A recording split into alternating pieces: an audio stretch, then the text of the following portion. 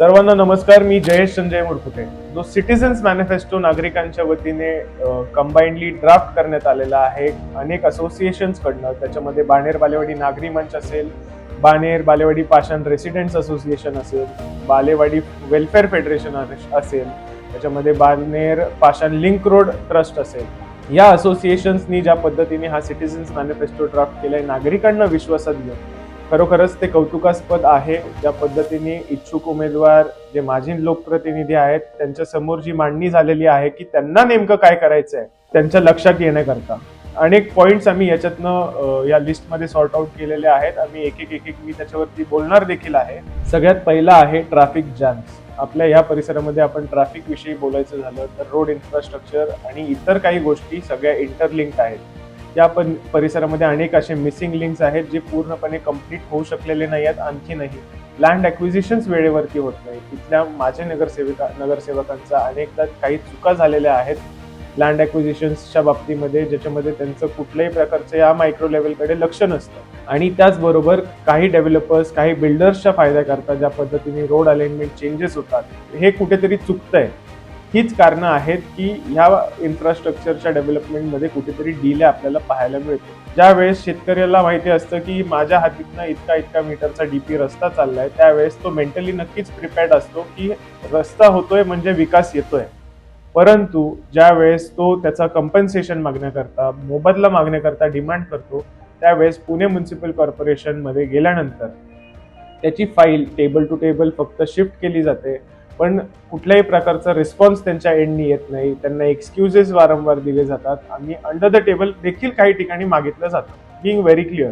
परंतु माझं सांगणं इतकं आहे की कॉर्पोरेटर हा एक की रोल प्ले करतो शेतकऱ्यामधला, नागरिकांमधला आणि पुणे महानगरपालिका प्रशासनामधला, ज्याच्यामध्ये त्यांनी ह्या गोष्टींकडे देखील लक्ष घातलं पाहिजे. त्या शेतकऱ्याला न्याय मिळवून दिला पाहिजे. त्याचबरोबर इन्फ्रास्ट्रक्चरचं काम किती फास्ट होईल याच्यावरती काम केलं पाहिजे.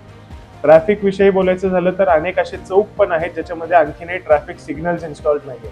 ट्रॅफिक सिग्नल्स इन्स्टॉल नसल्यामुळे ज्या पद्धतीने लोकांची ये जा होते त्याच्यामध्ये अनेक ऍक्सिडेंट्स होतात.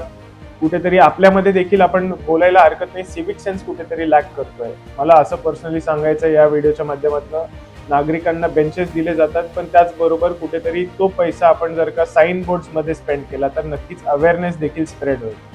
आपल्याला या परिसरामध्ये ट्रॅफिक वॉर्डन्स आणखीन वाढवायची गरज आहे. ट्रॅफिक डिव्हिजनचे जे संबंधित अधिकारी आहेत, पोलीसमॅन आहेत, ते कुठेतरी त्यांचं मॅनपॉवर कमी पडतंय.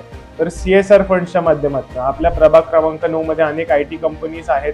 या IT कंपनीजचा CSR फंड जर का आपण योग्य पद्धतीने वापरला तर अनेक मॅनपॉवर आपण यांच्या मदतीकरता, आपण सहकार्य करता आपण उभी करू शकतो असं मला पर्सनली वाटतं. Roads, footpaths, drainage, storm water line, अशा अनेक एन्क्रोचमेंट्स, हे अशा अनेक आणखीन मुद्दे जे पुढे पॉइंट आउट केलेले आहेत, ज्याच्यामध्ये मला पर्सनली असं सांगायचं आहे की कुठलंही इन्फ्रास्ट्रक्चर ज्यावेळेस बनतं तर त्याची स्टॉर्म वॉटर लाईन, त्याची ड्रेनेज लाईन, त्याची MSEBची केबलिंग, फुटपाथ्स, स्ट्रीट लाईट्स आणि रोड हे एकत्रित जर का विकास कामं झाली तर कुठेतरी आपल्याला याच्यामध्ये लॉंग लाईफ दिसेल.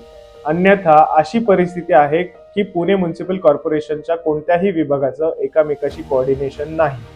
मुळात ज्या वेळेस कुठल्याही प्रकारचं खोदकाम MSEB कडनं केलं जातं किंवा इतर विभागाकडनं केलं जातं, त्यावेळेस आपण पथ विभागाला ज्यावेळेस संपर्क साधतो तर त्यांना 2 दिवस फक्त कोणी खोदकाम केलं याची माहिती घेण्याकरता जातं. आणि पुन्हा एकदा ज्या पद्धतीचं पॅच वर्क तिथं केलं जातं ते पॅच वर्क हार्डली 90 दिवस 120 दिवस टिकतं आणि पुन्हा त्या खड्डे होऊन जातात आणि पुन्हा लोकांना, नागरिकांना त्या परिसरामध्ये, त्या रस्त्यांवरती त्रासेला सामोरे जावं लागतं. आणखीन जो मुद्दा मेन्शन केलाय त्याच्यामध्ये आहे पार्किंग स्पेसेस.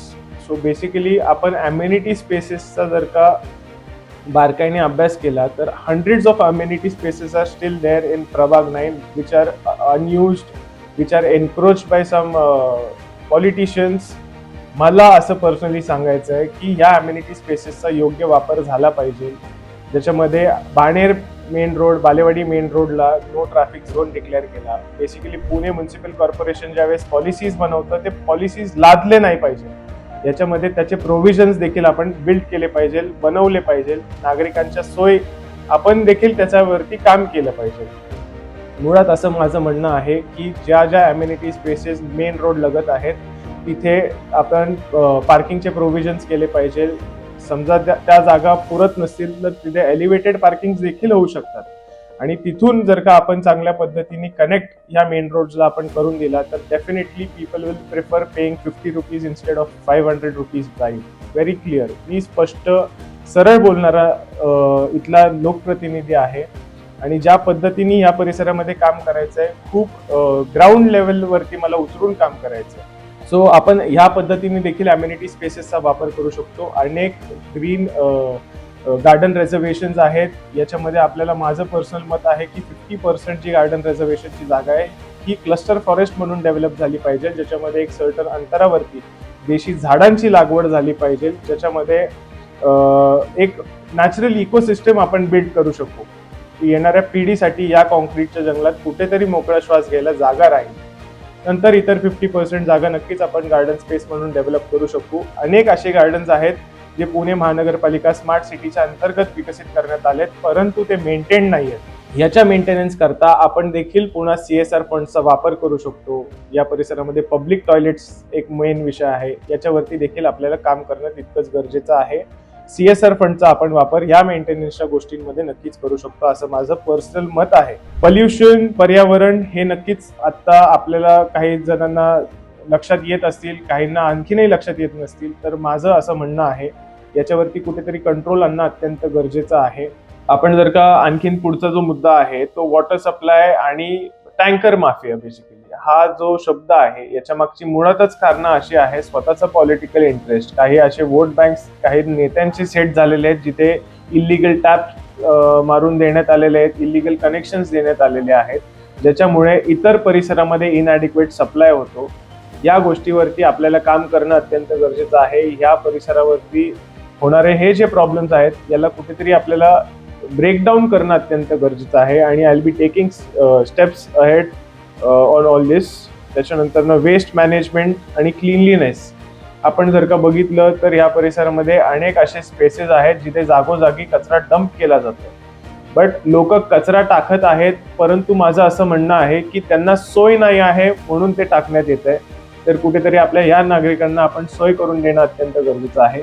पर्टिक्युलरली स्वच्छ किंवा काही खाजगी एजन्सीज कचरा कलेक्ट करतात, पण जे नागरिक स्वच्छला बेसिकली कचरा देत नाही, जे हाऊस होल्ड स्वच्छला कचरा देत नाही, तर कुठेतरी आपल्याला पुणे म्युनिसिपल कॉर्पोरेशनच्या माध्यमातून स्वच्छला त्यांना कचरा द्यायला भाग पडणं गरजेचं आहे. त्याच्यासाठी योग्य ती कारवाई, योग्य ते स्टेप्स घेणं अत्यंत गरजेचं आहे. आणि इथून मागचे नेते कुठल्याही प्रकारे ह्या मायक्रो लेवलवरती काम करायला इंटरेस्टेड दिसलेले नाही. नक्कीच इथे नेक्स्ट मेन्शन केलेला मुद्दा आहे पेट्रोल स्टेशन, फ्यूल स्टेशन. आपल्याला बेसिकली एरियाजमध्ये पाहिजेले अनेक, ज्याच्यामध्ये अनेकांना फ्यूल करण्यासाठी त्यांची व्हेकल 7-8-9 किलोमीटर जावं लागतं. आणि माझं असं पर्सनल मत आहे पुणे म्युनिसिपल कॉर्पोरेशनच्या अनेक अम्युनिटी स्पेसेस आहेत ज्याच्यामध्ये they can do a tie up with BPCL.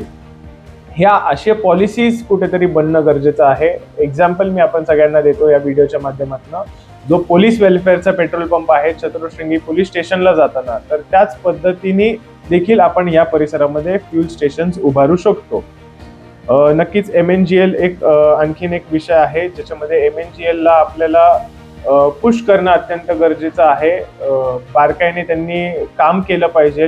कुठेतरी याच्यावरती देखील आपण स्टेप्स नक्कीच घेणार आहोत, फॉलोअप मी नक्की घेणार आहे. आणि इनफॅक्ट नागरिकांना विश्वासात घेऊन या गोष्टीवरती आपण काम करणार आहोत.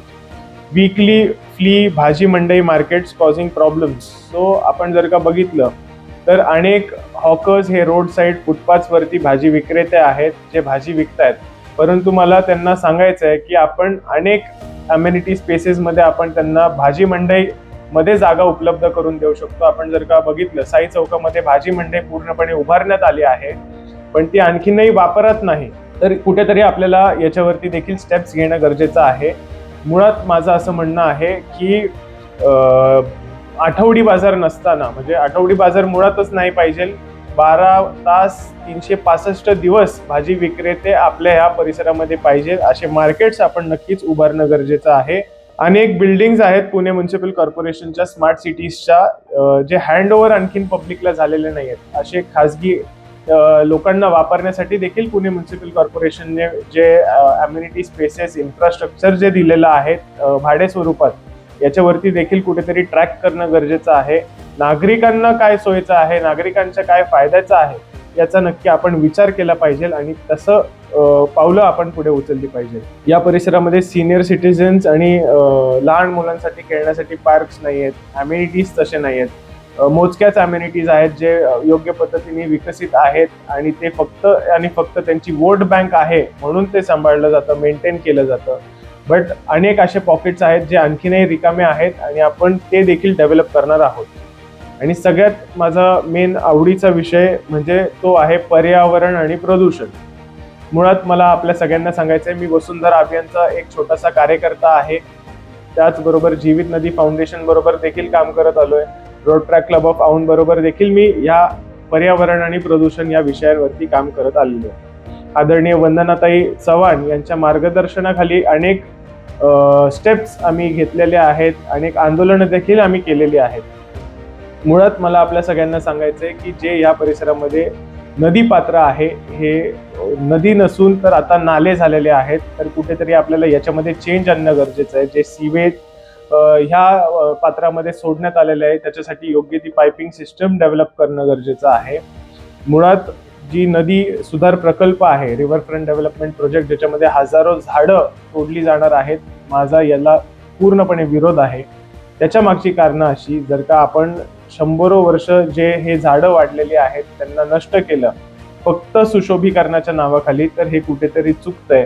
पाषाण लेक मधली जलपर्णी देखील काढणं अत्यंत गरजेचं आहे. We have to take a lot of micro steps आणि या गोष्टींवरती काम करणारे लोकप्रतिनिधी आपल्याला या परिसरासाठी हवे आहेत. इनफॅक्ट पुढचा एक मुद्दा आहे सेफ्टी आणि सिक्युरिटी. कुठेतरी वाढतं डेव्हलपमेंटकडे पाहता, वाढत्या इन्फ्रास्ट्रक्चरकडे पाहता कुठेतरी सेफ्टी आणि सिक्युरिटी हा विषय मुद्दा मागे पडत चाललेला आहे. त्याच्यावरती नक्कीच स्टेप्स घेणं अत्यंत गरजेचं आहे. त्याच्यामध्ये पोलीस पेट्रोलिंग वाढवणं गरजेचं आहे. आपल्या या परिसरामध्ये CCTV कॅमेराज असणं गरजेचं आहे. त्याचबरोबर जे मेन माझं असं म्हणणं आहे की पोलीस व्हेरिफिकेशन, ओनर व्हेरिफिकेशन, या परिसरामध्ये अनेक विकास कामं होत आहेत, डेव्हलपमेंट येत आहेत, लेबर वर्ग येतोय, तर कुठेतरी त्यांचं देखील व्हेरिफिकेशन होणं अत्यंत गरजेचं आहे सिक्युरिटीच्या दृष्टिकोनातून. नेक्स्ट एक मुद्दा आहे ज्याच्यामध्ये डॉग्स. आपण जर का बघितलं तर अनेक या परिसरामध्ये नागरिकांना कुत्र्यांची अडचण होते. काही कुत्र्या अग्रेसिव्ह असतात, लोकांवरती धावून जातात. पण त्याचबरोबर पुणे महानगरपालिकेने योग्य ते स्टेप्स याच्यावरती उचलले पाहिजे आणि माझे प्रयत्न राहणार आहेत. बिकॉज मी पर्सनली दाव्याने सांगतो, ह्या प्रभाग क्रमांक 9 मध्ये जितक्यांदा मी डॉगसाठी व्हॅन, पिगसाठी व्हॅन बोलवली आहे, त्याच्या व्यतिरिक्त मी या परिसरामध्ये हार्डली कधी व्हॅन बघितली आहे. माझे नक्कीच स्टेप्स असतील लोकांच्या हितांसाठी. त्याचबरोबर पेट फ्रेंडली जे या परिसरामधलं पब्लिक आहे त्यांच्या देखील साठी माझं प्रयत्न राहणार आहेत एम्युनिटी स्पेसमध्ये पेट फ्रेंडली पार्क्स डेव्हलप करण्यासाठी. आणि नक्कीच या गोष्टींवरती आपण बारकाईने काम करणार आहे, नागरिकांना विश्वास घेऊन काम करणार आहोत. सो मी जाता जाता आपण सगळ्यांना एक वोट अपील करेल. येत्या 15 जानेवारीला मतदान आहे. माझं चिन्ह आहे तुतारी वाजवणारा माणूस. मी ब गटातनं उमेदवार आहे आणि कुठेतरी आपण सुशिक्षित आणि तरुण लोकांना या राजकीय क्षेत्रामध्ये संधी दिली पाहिजे, बदल घडवला पाहिजे. मी आपण सगळ्यांना विनंती करतो, अनुक्रमांक 4 तुतारी वाजवणारा माणूस नक्की विचार करा, विचार करा, विचार करा. धन्यवाद.